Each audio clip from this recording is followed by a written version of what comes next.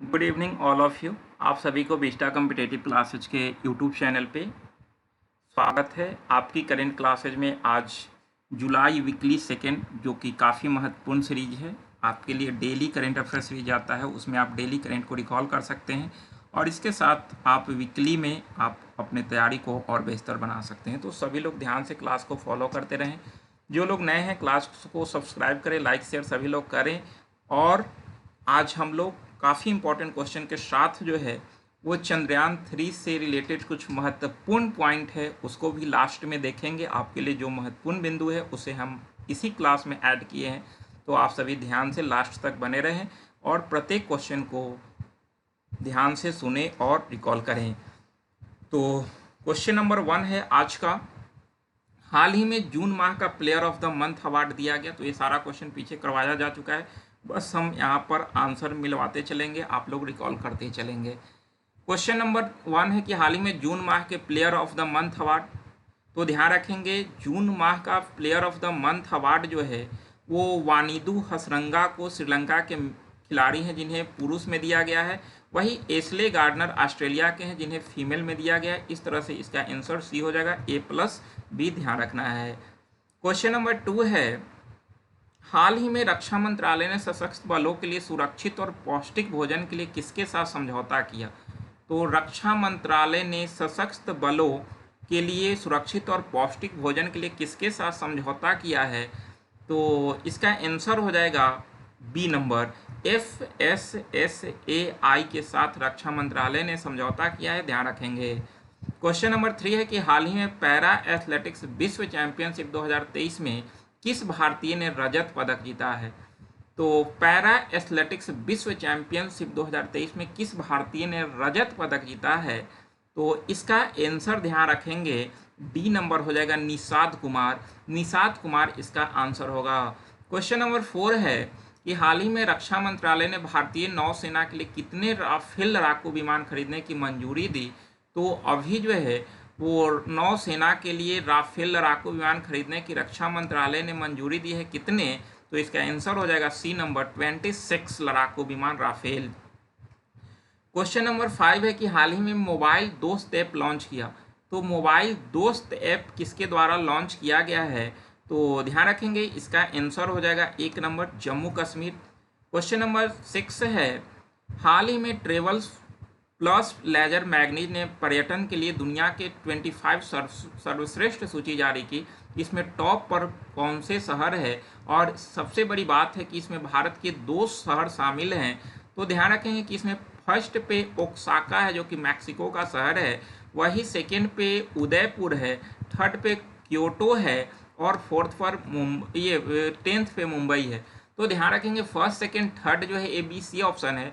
और अगर हम बात करें कि इसमें भारत के 2 शहर शामिल है जिसमें सेकेंड पे उदयपुर और 10 पे मुंबई है, यानी कि कुल 25 शहरों में भारत के 2 शहर को स्थान मिला, उदयपुर और मुंबई। उदयपुर का कुल रैंक सेकेंड है और मुंबई का कुल में रैंक जो है वो 10 है, ध्यान रखना है।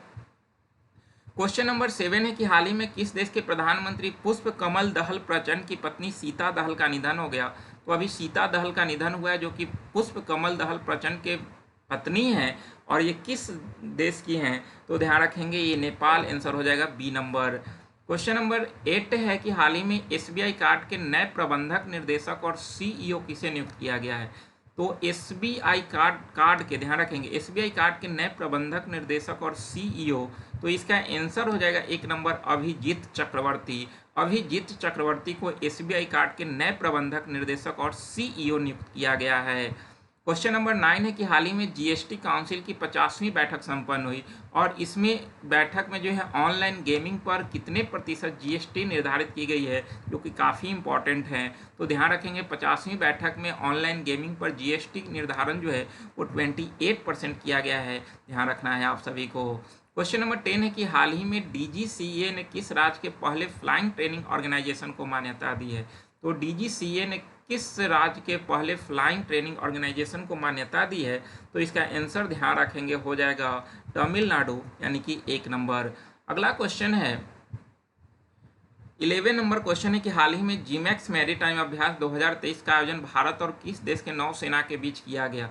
तो जीमैक्स मैरीटाइम अभ्यास भारत और किस देश के बीच है जिसका आयोजन जो है बंगाल की खाड़ी में संपन्न हुआ।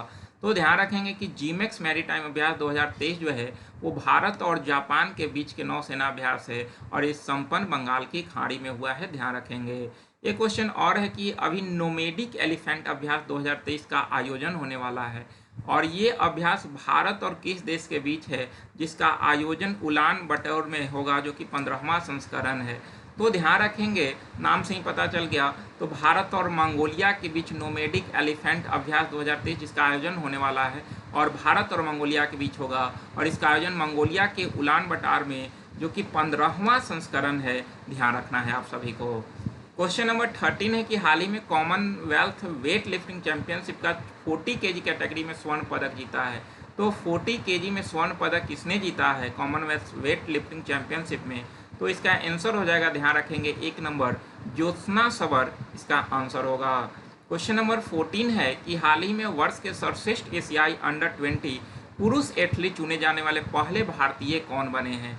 तो एशियाई अंडर 20 पुरुष एथलीट चुने जाने वाले पहले भारतीय कौन बने हैं? तो ध्यान रखेंगे, इसका आंसर हो जाएगा सी नंबर सेल्वा प्रभु।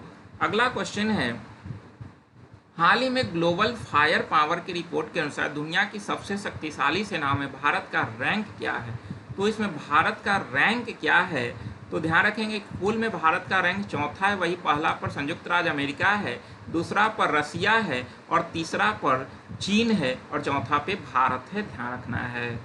क्वेश्चन नंबर 16 है कि हाल ही में सुप्रीम कोर्ट ने प्रवर्तन निर्देशक की सेवा के विस्तार को अवैध करार दिया। अभी प्रवर्तन निर्देशक कौन है? तो आप देखे थे कि भारत सरकार इनके कार्यकाल को नवंबर तक बढ़ाकर फिक्स किया था, लेकिन सुप्रीम कोर्ट अवैध करार करते हुए 31 जुलाई तक ही सीमित रखा। तो इनका नाम है, ध्यान रखेंगे, संजय कुमार मिश्रा, 1 नंबर आंसर होगा। क्वेश्चन नंबर 17 है कि हाल ही में विश्व जनसंख्या दिवस मनाया गया। तो हाल ही में विश्व जनसंख्या दिवस कब मनाया गया? तो ध्यान रखेंगे, इसका आंसर हो जाएगा सी, 11 जुलाई को हर वर्ष विश्व जनसंख्या दिवस मनाई जाती है, जिसका थीम हर वर्ष अलग होती है। इस बार लैंगिक समानता की शक्ति को उजागर करना थीम है, ध्यान रखना है। क्वेश्चन नंबर 18 है, हाल ही में विदेश मंत्री एस जयशंकर आगामी राज्यसभा चुनाव के लिए किस राज्य में नामांकन किया है?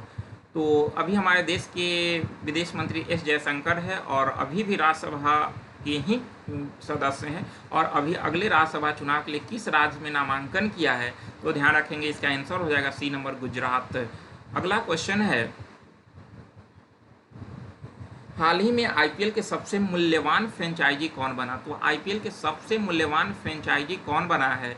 तो ध्यान रखेंगे, 1 नंबर पर सीएसके है, सेकंड पे आरसीबी और थर्ड पर मुंबई इंडियंस है। क्वेश्चन नंबर 20 है कि हाल ही में किस देश में गुइलेन बैरे सिंड्रोम के चलते स्वास्थ्य आपातकाल की घोषणा किया? तो स्वास्थ्य आपातकाल की घोषणा किया कौन सा देश? तो इसका आंसर हो जाएगा 1 नंबर पेरू, जो कि दक्षिणी अमेरिकी कॉन्टिनेंट का एक देश है, ये भी ध्यान रखना है आपको। हाल ही में world shooting para sports world cup में किस खिलाड़ी ने गोल्ड मेडल जीता है? तो इसका आंसर आप सभी लोग करें कि हाल ही में world shooting para sports world cup में किस खिलाड़ी ने गोल्ड मेडल जीता है? तो ध्यान रखेंगे, इसका आंसर हो जाएगा बी नंबर रुद्रांश खंडेलवाल, ध्यान रखेंगे। क्वेश्चन नंबर 22 है कि हाल ही में एशियाई एथलेटिक चैंपियनशिप का आधिकारिक शुभंकर किस भगवान को घोषित किया गया है? तो इसका आंसर ध्यान रखेंगे, बी नंबर लॉर्ड हनुमान को घोषित किया गया है। अगला क्वेश्चन है 23, हाल ही में भारत ने किस देश के साथ रुपए में व्यापार की शुरुआत की? तो किस देश ने भारत के साथ रुपए में व्यापार की शुरुआत की है? तो ध्यान रखेंगे, इसका आंसर तो बांग्लादेश होगा, लेकिन अभी प्रधानमंत्री मोदी का फ्रांस दौरा था और उसी दौरा के दौरान रुपए में भुगतान के लिए फ्रांस के साथ भी एक करार हुआ है, ये ध्यान रखना है। तो इस तरह से जो है भुगतान काफ़ी आसान होगा, व्यापार काफ़ी आसान होगा अदर देशों के साथ अगर रुपए में भुगतान पॉसिबल हो तो। क्वेश्चन नंबर 24 है कि हाल ही में पीएम मोदी को किस देश के सर्वोच्च सम्मान Grand Cross of the Legion of Honour से सम्मानित किया गया?